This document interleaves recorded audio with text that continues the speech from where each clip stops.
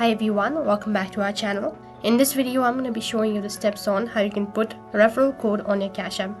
In order to add referral code to your Cash App, it is very simple. All you have to do is make sure to stick with us till the end of this video.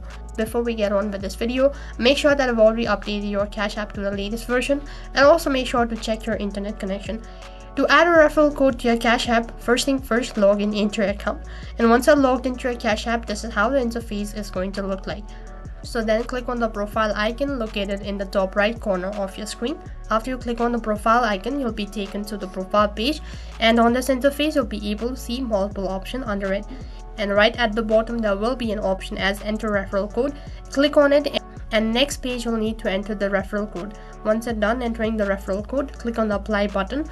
In this way you can add or put referral code to your Cash App. That is all for this video. I hope the video was helpful. Make sure to like, share and subscribe to our channel. Thank you for watching.